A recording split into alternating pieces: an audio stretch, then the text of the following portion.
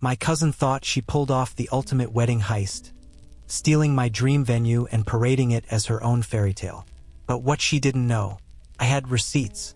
Literal, digital, and emotionally explosive receipts. So I waited until her perfect day to burn it all down with a smile. Hey there, welcome to today's story. Before you dive into emails or fold your laundry, I hope you'll take a few minutes to really lean in, because this one's got betrayal, drama, and one very satisfying comeback. Imagine this. You spend a year planning your dream wedding at a beautiful vineyard, only to have your cousin sneak in and steal the venue out from under you. Yeah. It's one of those stories. Have you ever been betrayed by someone who was supposed to be family? Stick around till the end to see how Elise turned her cousin's fairy tale wedding into poetic justice. And hey, if you love stories where karma gets it just right, go ahead and subscribe to the channel so we can keep bringing you more tales that hit where it hurts and heals. Thanks for being here.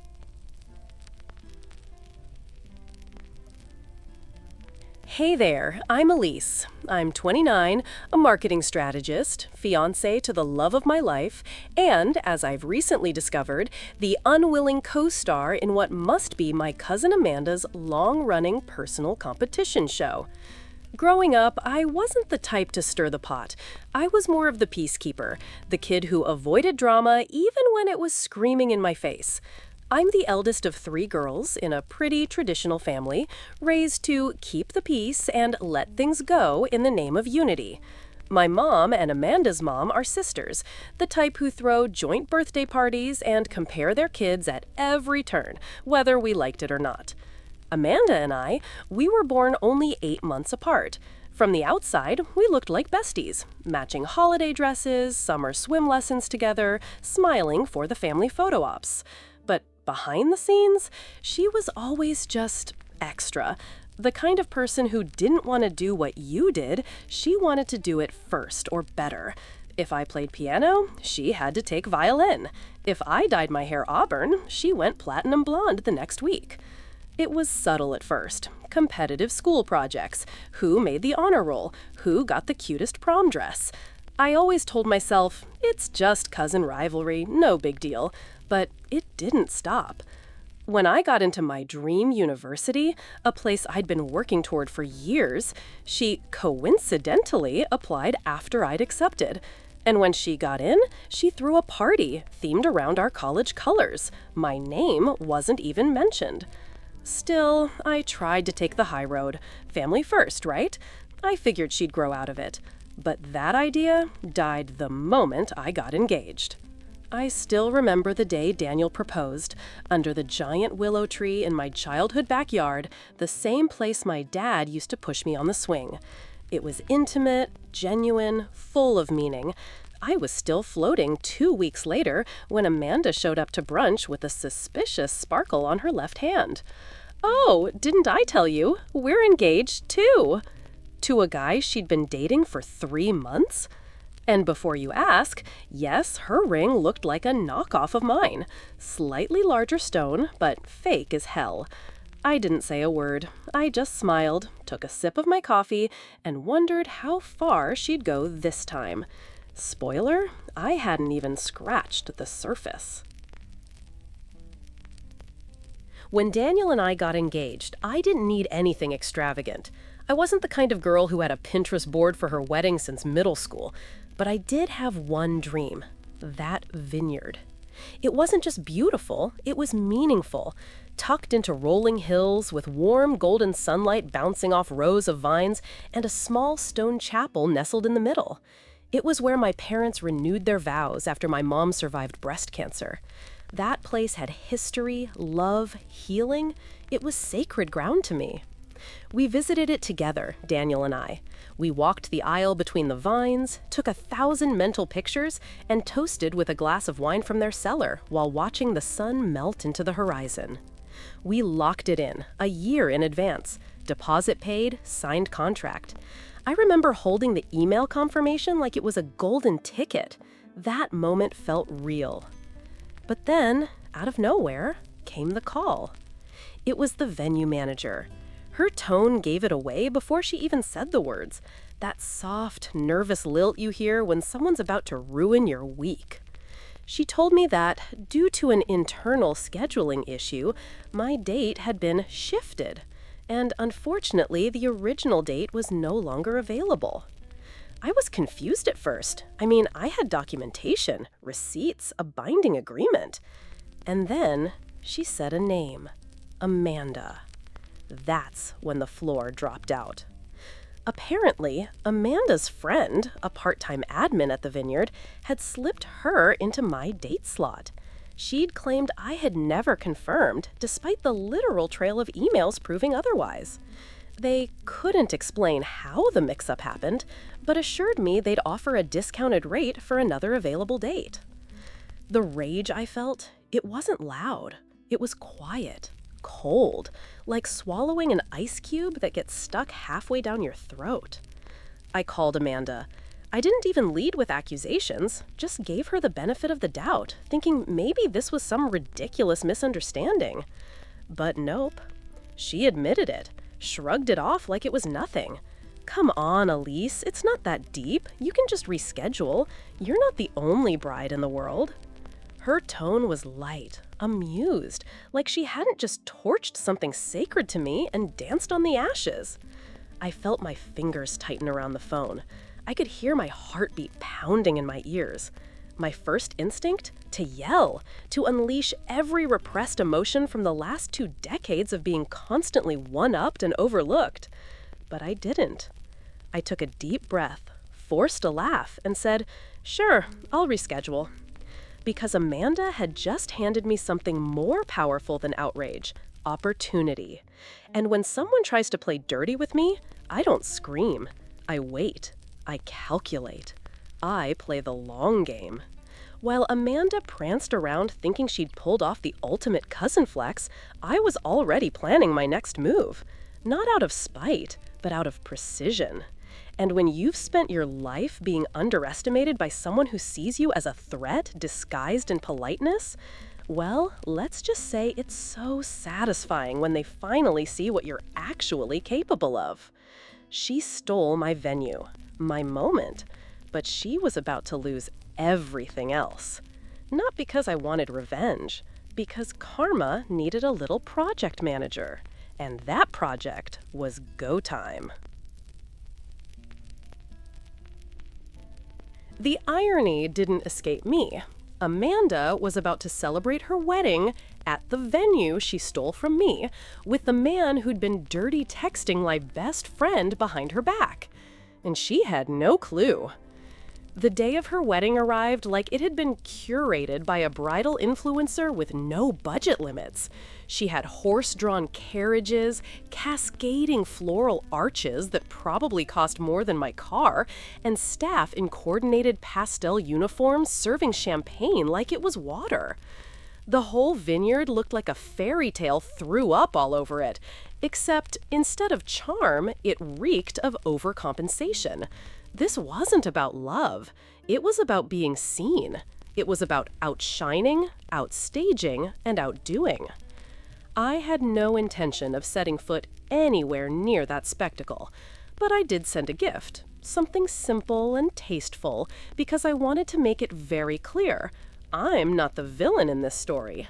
That role was already cast.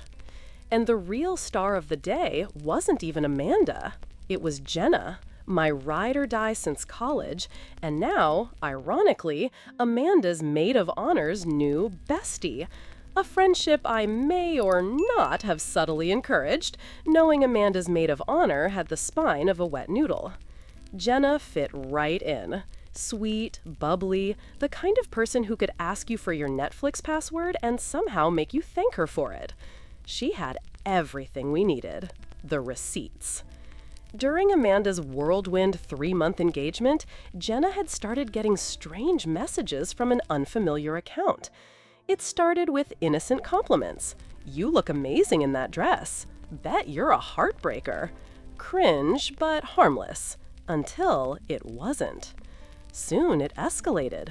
Late-night "are you up" texts, vague comments about how stressful engagements were. And then the real kicker. Nudes. from Amanda's groom. The same man she'd gushed about endlessly in family group chats. The same man she claimed was a total upgrade from Daniel. Jenna didn't reply. She documented. Screenshots, timestamps, even metadata. We made a whole Google Drive folder. Organized, categorized, backed up twice. And all we needed was timing. A wedding toast is sacred. It's supposed to be a highlight, the part where everyone cries, laughs, clinks glasses, and takes cute TikToks. Amanda expected a speech full of praise, validation, spotlight, and she got one. Jenna, dressed in soft lilac with her hair in a loose updo, took the mic with a big, glowing smile. Her voice was chipper, full of emotion. She started off slow, classic toast structure. She complimented Amanda's beauty, the decor, the whirlwind romance that had brought everyone together. There were chuckles, a few tearful nods from Amanda's side of the family. Her mom clasped her hands under her chin like she was watching a Hallmark movie. Then came the pivot. Jenna said, "And lastly, let's raise our glasses to loyalty, love, and never forgetting your passwords." Some people laughed politely, confused. Then the screen came down. Amanda had rented a projection setup for her custom wedding video. She didn't realize we had access to too. What appeared next wasn't a highlight reel. It was a slideshow titled Loyalty.exe with the opening image of a flirty DM from her husband's account. Then the next, then another. A text that said, "You'd look so good in white, better than her," followed by a shirtless mirror selfie. Then another message, "Bet you'd never make me wait to touch you." Every single one, time-stamped, clear as daylight, all leading up to the nudes. You could feel the oxygen leave the room. Chairs shifted, someone dropped their fork. One woman put her hand over her heart like she might pass out. Amanda? At first, she froze, like she couldn't compute what she was seeing. She laughed, that high-pitched, fake laugh people do when they're hoping it's a prank. But it wasn't, because standing just behind the screen, arms crossed and stone-faced, was her own sister, who had helped Jenna pull the footage. Amanda turned pale, then red, then pale again. The kind of facial roller coaster that only happens when someone realizes their house of lies just collapsed, and everyone saw it. Her groom? He didn't even try to deny it, just stood there, blinking, mouth slightly open like his brain had left the building. The silence was delicious. Then chaos. Amanda screamed. It wasn't cute or movie-like. It was raw, unhinged, the kind of scream that comes from someone who just lost the war they didn't even know they were in. She took off running, literally running across the vineyard in full gown, veil flapping behind her like a runaway kite. The groom chased after her, but before he got far, he was intercepted by his own groomsmen. Apparently, someone else had seen the DMs too, and had been waiting for this moment. Security was called, people were murmuring, recording, and slowly making their way to the exit. No music, no cake cutting, just gasps, whispers, and the smell of roses and ruined ego. And me? I was home, with Daniel, in sweatpants, eating Thai food, watching the group chat blow up in real time. Because revenge doesn't always need fireworks. Sometimes it just needs a well-timed mic drop and a solid Wi-Fi connection. Amanda stood there, radiant in her designer gown, bathed in golden hour light. She looked like a bridal magazine cover, flawless, curated, smug. And for a moment, I imagined she thought she'd won, that she'd stolen my dream, rewritten the story, and crowned herself the queen of our lifelong rivalry. What she didn't realize? The crown was paper, and it was already burning. When Jenna dropped that final toast line, to loyalty, love, and never forgetting your passwords, the mood shifted. The laughter stalled. Some guests chuckled awkwardly, unsure if it was a joke. Amanda gave her signature laugh, the one she uses when she doesn't get it, but doesn't want to look slow. Then the screen descended behind her, smooth and silent, like it was preparing to unveil a masterpiece. And it did. The first message popped up, clear as day, a DM time-stamped at 2:07 a.m., with Amanda's new husband telling Jenna she looked like trouble and he liked trouble. Then another, and another. The flirty language gave way to straight-up suggestive garbage. And finally, photos. Explicit, unmistakable, pathetic. No editing, no filters, just reality. The crowd collectively inhaled. You could feel it in the air, the tension snapping like a guitar string wound too tight. Amanda's face went from confused to pale to pink to blotchy red, her mouth forming a stiff smile like maybe this was a prank, like maybe Ashton Kutcher was about to pop out from the bushes yelling punked.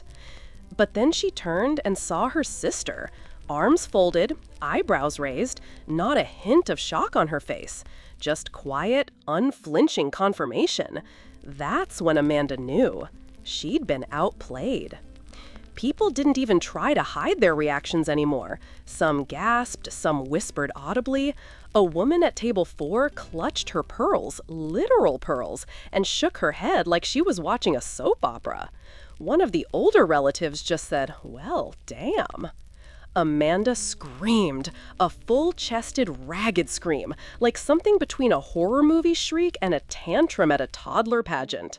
Then she bolted, full bridal sprint across the lawn, veil flapping behind her like a warning flag. She kicked off her heels halfway to the parking lot, her dress snagged on a rosebush, tearing the hem.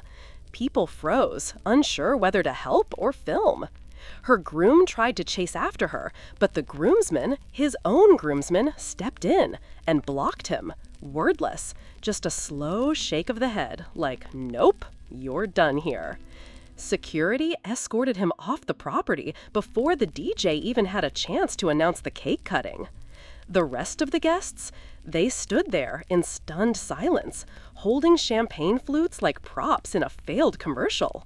No music, no dancing, just whispered updates flying across group texts like wildfire.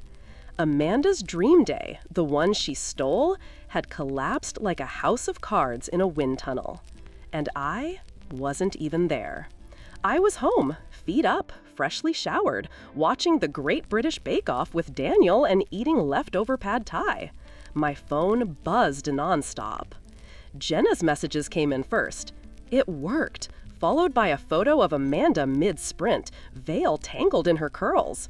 Then another from Amanda's cousin who wrote, "Girl, I don't know if I should be shocked or impressed, maybe both." Family members who hadn't spoken to me in years sent me cryptic emojis, the popcorn, the clapping hands, the face with monocle. The group chats exploded. And somehow, without ever showing my face at that event, I'd become the phantom at the feast, the name on everyone's lips. Not out of cruelty, but out of clarity.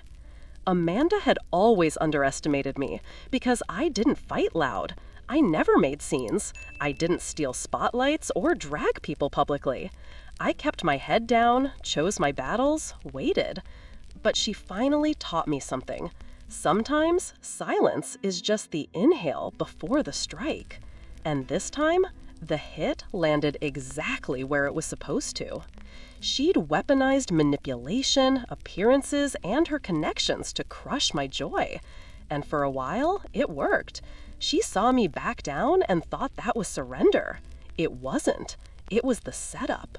And when she stood there, humiliated in front of the same people she tried to impress, all I felt was relief.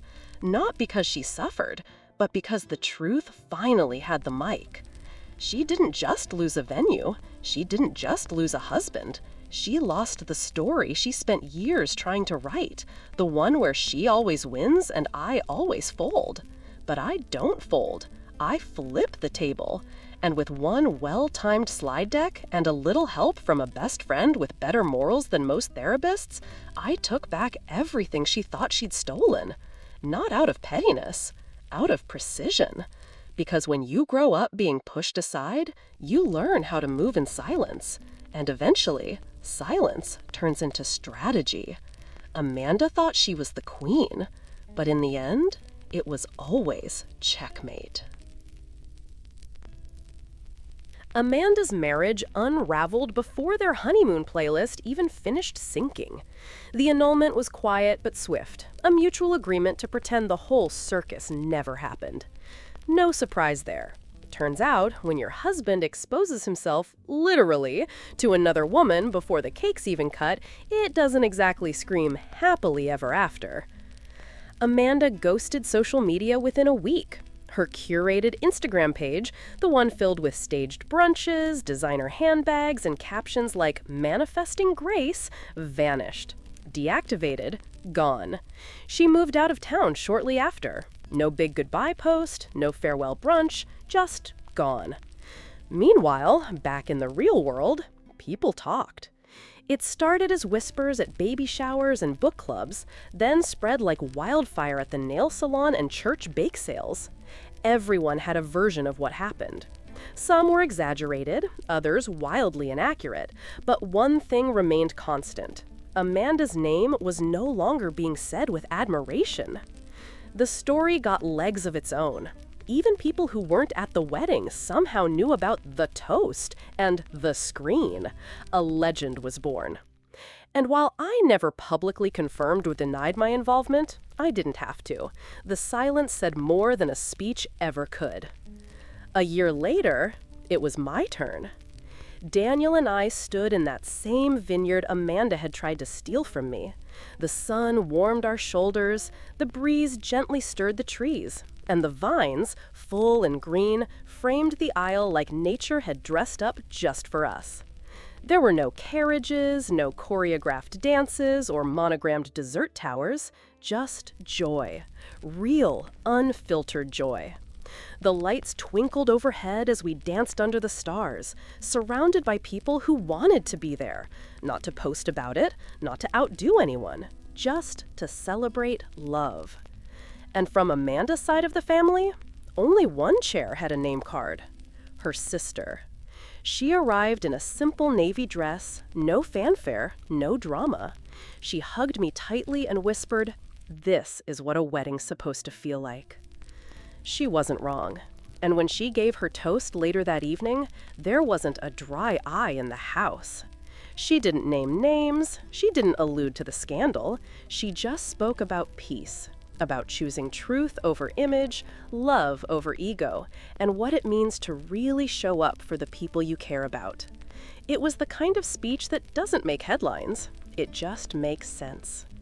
As I stood there, veil tucked back, hand in Daniel's, I felt something I hadn't felt in a long time. Free. Free from the years of silent competition, the unspoken comparison game, the exhausting dance of being polite when I wanted to scream.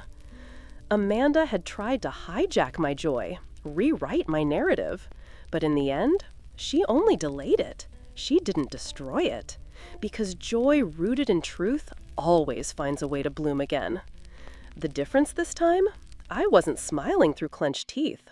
I wasn't performing grace. I was living it. And honestly, I didn't even feel victorious. I felt done. Done needing to prove I could rise above. Done trying to understand why Amanda was the way she was. She built her dream on theft, and it crumbled. I built mine on patience, and it stood. Some people think revenge has to be fire and fury, but sometimes it's just showing up, fully, freely, when they thought you'd stay down. Amanda made her big play, and it blew up. I made mine in silence, and it bloomed. The night ended with music, laughter, and the kind of warmth that lingers, not from the wine, from the people, from the love. And as I took one last look around before Daniel and I snuck off toward our getaway car, I whispered to myself, she thought she took this from me, but she only gave me the best comeback I never asked for. And that was the cleanest ending of all. Revenge doesn't have to be loud. Sometimes it's as quiet as a projection screen and as satisfying as knowing you didn't have to lie to win. Because when someone builds their life on stolen moments, the truth doesn't just catch up, it shows up with perfect timing. And when people treat others like stepping stones, eventually they slip. And you just keep walking. If you've ever had someone try to steal your spotlight or rewrite your story like it's theirs, hit that like button and subscribe for more stories where karma doesn't miss. Drop a comment below and tell us, what's the most satisfying revenge you've ever seen? And remember, sometimes the sweetest payback is just letting the truth speak for itself.